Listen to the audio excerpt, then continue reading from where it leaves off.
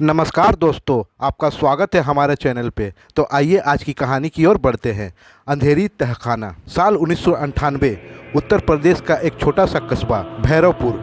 यह कस्बा बाहर से शांत दिखता था, लेकिन यहाँ की जमीन के नीचे एक ऐसा रहस्य छिपा था जिसकी भनक किसी को भी नहीं थी। राजीव एक दिन पुराने अभिलेखों में पढ़ता है, भैरवपुर में एक अंधेरा तहखाना है जिसमें राजा भैरवनाथ ने कुछ रहस्यमय शक्तियों को कैद किया था। यह तहखाना कभी भी पूरी तरह से खोला नहीं गया था। जिसने भी इसमें जाने की कोशिश की वह कभी लौट कर नहीं आया। राजीव को इस रहस्यमय की सच्चाई जानने का जिद लग जाती है। वह अनामिका और संदीप के साथ भैरवपुर पहुंचता है।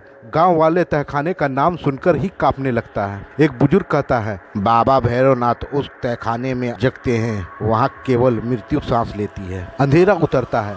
रात को तीनों बिना किसी को बताए हुए तहखाने के द्वार पर पहुँचते हैं। लोहे का बड़ा सा गेट जंग से भरा है, लेकिन संदीप उसे खोलने का तरीका जानता था। जैसे ही गेट खुलता है, सड़ी हुई मांस की गंध और एक ठंडी लहर सबको चौंका देती है। नीचे की सीढ़ियां बिल्कुल अंधेरे में डूबी थी। टॉर्च की रोशनी भी जैसे निगल ली जाती है। नीचे एक पत्थर की दीवार पर लिखा था, जो आया वो गया, जो गया वो मिटा, जो मिटा वो जगा। राजीव दीवार की फोटो खींचता है, तभी एक भयानक चीख गूंजती है। आवाज इतनी खौफनाक थी कि अनामिका कांपने लगती है। पीछे मुड़कर देखती है, गेट अपने आप बंद हो चुका था। तहखाने में रास्ते कई हैं और हर रास्ता एक नया डर की ओर ले जाता है। तीनों एक रास्ते को चुनता है और अंदर बढ़ने लगता है। दीवारों पर खून से बनी चिन्ह जो किसी तांत्रिक विधि का हिस्सा लगते हैं। संदीप को अचानक किसी ने पीछे से खींच लिया। राजीव और अनामिका ने देखा एक शैतान संदीप को घसीट रहा था। राजीव उसे बचाने दौड़ता है और बड़ी मुश्किल से खींचकर लाता है, लेकिन संदीप की आंखें सफ़ेद हो चुकी थी। वो बुदबुदा रहा था, भैरव जग गया है, वो सबको खा जाएगा। दीवार पर एक शिलालेख मिलता है जिसमें लिखा है कि भैरवनाथ एक पिशाच राजा था जिसने मंत्र विद्या से अमरता पाई थी। वह लोगों की आत्मा को बंद करके अपनी शक्ति बढ़ाता था। जहां गांव वालों ने उसके खिलाफ विद्रोह किया और उसे इस तहखाने में कैद कर दिया, लेकिन पूरी तरह से मरा नहीं था। अनामिका कहती है, मतलब अगर हम कुछ गलत करें तो वो फिर से जाग जाएगा। लेकिन देर हो चुकी थी। संदीप अब इंसान नहीं था। उसके शरीर से धुआं निकल रहा था और उसकी हड्डियां टूट चुकी थी, लेकिन वो हंस रहा था। तूने दरवाजा खोला है, अब कोई नहीं बचेगा, भागने की कोशिश मत करना।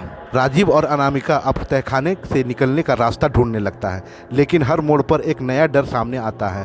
छत से उल्टे नर कंकाल, जमीन से निकले हाथ जो पांव पकड़ लेते हैं, दीवार से रिश्ता खून जो शरीर पर जलन पैदा करती है। एक कमरे में पहुंचते हैं जहां बीचों बीच एक बड़ा सा तांत्रिक मंडल बना था।